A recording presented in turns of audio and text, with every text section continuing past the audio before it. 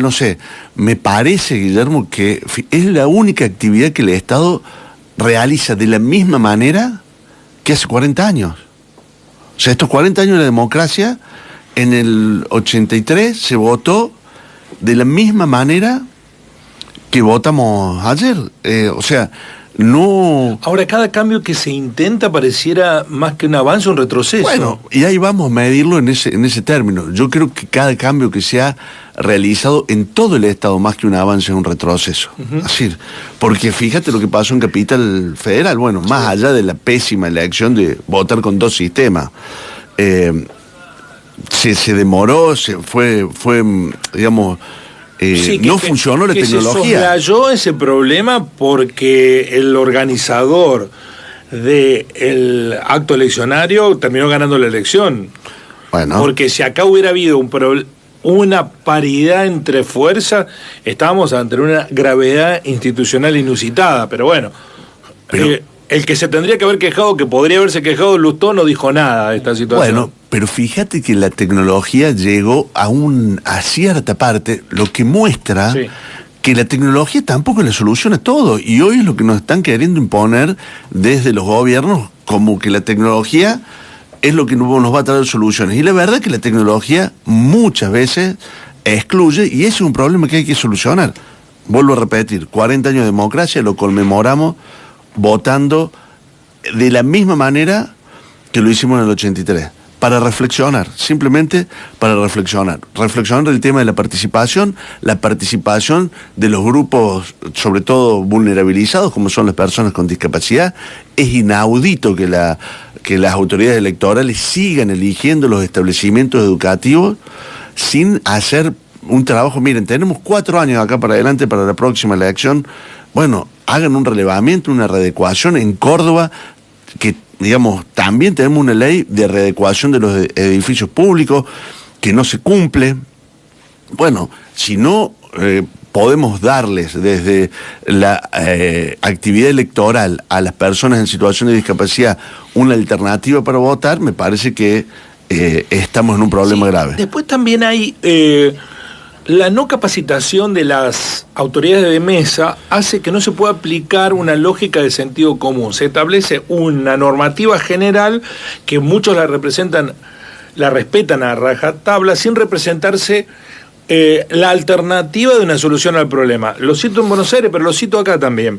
En Buenos Aires, los presidentes de mesa que desoyeron la determinación del juzgado electoral, que no podía una persona votar de manera electrónica mientras otra votaba de manera analógica, tradicional, fueron mucho más rápido, ganaron muchísimo tiempo, porque fueron haciendo votar.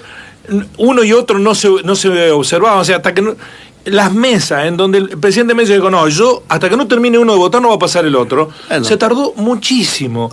Acá pasa lo mismo con el sentido común.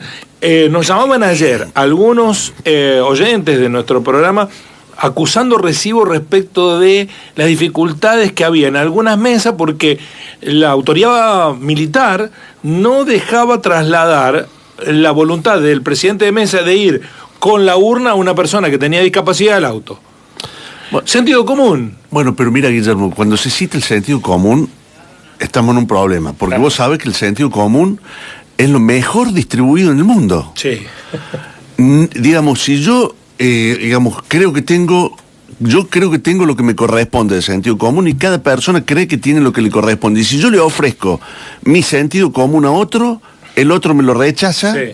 Y si así pasa con estas cosas, yo creo que ahí forma parte un poco de la discrecionalidad y de la experiencia que tiene cada una de las personas que son autoridades electorales. Sí creo que también es otro ítem para reflexionar sobre la capacitación que reciben estas autoridades electorales y si realmente no tenemos que armar una burocracia en torno a eso.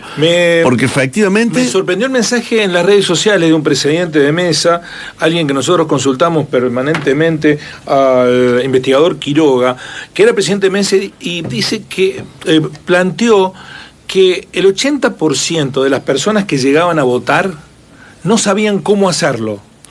No sabían el mecanismo, cómo hacer. Y claro, pero eso fue algo muy normal que recibimos nosotros como consulta, porque pasar de la boleta única, que fue un tema para analizar, del cual nadie, digamos, hizo un análisis profundo, pero que merece la pena hacerlo, porque la gente, digamos, se creía que votaba una cosa, votó otra, fue un poco caótico eso. Y que se puso como un ejemplo de virtud extrema, ¿no? Claro, se puso como un ejemplo de virtud extrema y no lo fue, yo creo que no lo fue. Fue como un ejemplo de celeridad, como un camino a recorrer, como un punto de partida, no como un punto de llegada. Eso por un lado. Y por el otro lado, es decir, ahora lo pasas a una boleta más analógica que la de boleta única, y honestamente la gente se pierde con toda la razón del mundo. Con toda la razón del mundo. Y bueno, y ahora se podían hacer los cortes de boleta, y se llega sin información. Otra cuestión, una de críticas constructivas, sí, Guillermo, claro. ¿no? Creo que se puede pensar en espacios donde la gente pueda, de alguna manera, evaluar. Digamos, nosotros hemos hecho un pequeño esfuerzo en la Defensoría para mostrar cuáles han sido las plataformas electorales. Las plataformas electorales se han presentado, hay que darle una repasada, me parece que es importante. Sí, sí. Es importante. Bueno, en ese sentido hubo mucha, pero muchísima asignatura pendiente de los partidos políticos respecto del constructo de ideas, propuestas en torno a esta. Ojalá sea ahora en la elección que viene, porque no es lo mismo aprenderse o conocer las propuestas de 31 fuerzas que de 5. Ahora son 5 espacios políticos que tendrán que decirnos cómo van a hacer para solucionar los problemas o qué proyecto tienen para cada una de la agenda de una sociedad. Sí, yo creo que eso es fundamental. Así, vos sabés que vivimos épocas trazadas por la velocidad y la digitalidad y la emocionalidad, ¿no? Es decir, y creo que el acto electoral no se aleja de ninguna manera de esos conceptos. Entonces, bueno, nos deja este sabor un poco amargo de pensar que podríamos haber avanzado de alguna manera hacia, de alguna forma, voy a usar un término, democratizar la elección. Si no se puede seguir votando en establecimientos que no sean adecuados, sí. No se puede seguir votando en lugares alejados al asiento de la persona donde vive, porque en Río Cuarto cuesta, no tuvimos colectivo gratis, cuesta desplazarse. Creo que teníamos, que tenemos que pensar en esas lógicas, teniendo en cuenta que las elecciones son organizadas por distintas autoridades electorales. Cuando son municipales, por la municipal, que creo que fue dentro de todo la mejor organizada, porque se votó en lugares de cercanía en la última elección, la provincial y la nacional, que son muy... Ismael contrastó mucho a propósito de los distintos ámbitos.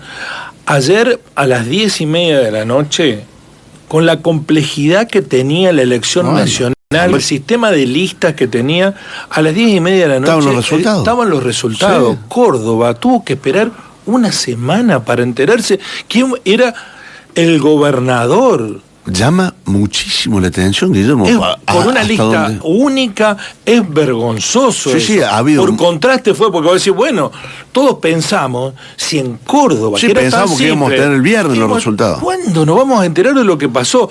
Un resultado ajustado, 30, 28, 27, ajustadísimo. Y sin embargo, a las 10:30 de la noche ya teníamos un horizonte.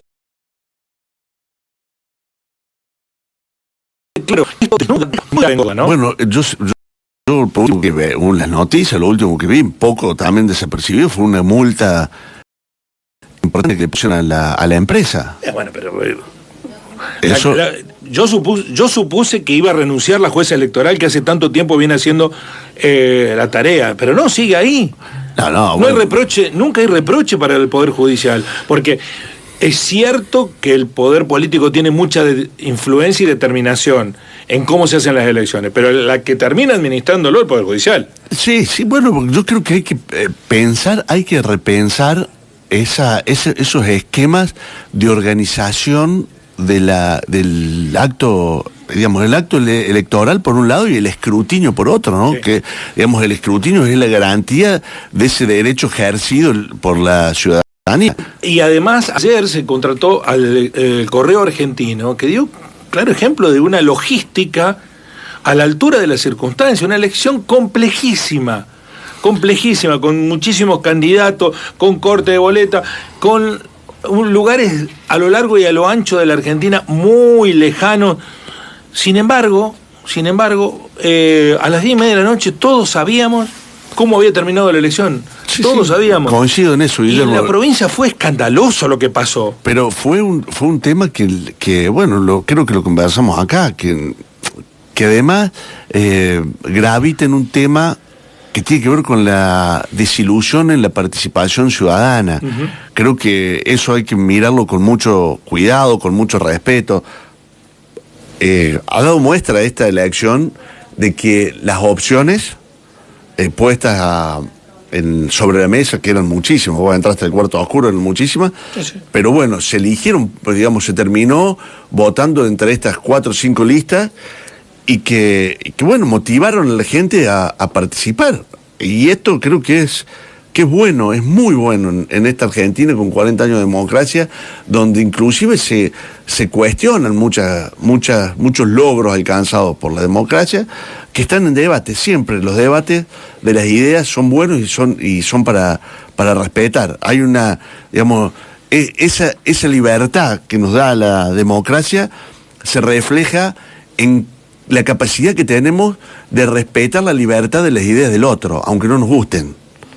Eso es lo importante, me parece. Ismael, muchísimas gracias. No, muchas gracias a usted. Lo que dejó también de este aspecto, el de la organización del acto electoral, el de la participación de los ciudadanos, de las garantías de los derechos plenos de cada uno de quienes habitamos en este país, se anunciaba un desencanto catastrófico que iba a impactar aún más en la participación. ¿Pudo haber sido más alta? Sí, pudo haber sido más alta, pero estuvo ahí orillando el 70%, con lo cual no ha sido de las peores.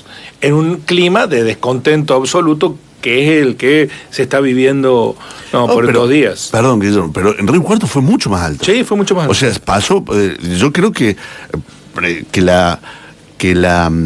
las opciones electorales, digamos, pusieron en debate a la gente con ganas de participar, porque cada uno quería que su candidato gane. Y en esto déjame felicitar a toda la fuerza, pero en especial a quienes se impusieron en las urnas, que creo que han dado muestra de que en la justa democrática, en la lucha democrática, se pueden encontrar caminos para alcanzar los logros que muchas veces no se comparten o uno, en este contexto, a uno le tocó participar en otros espacios, pero creo que hay que felicitarlo, porque fue una elección realmente inesperada, ¿no?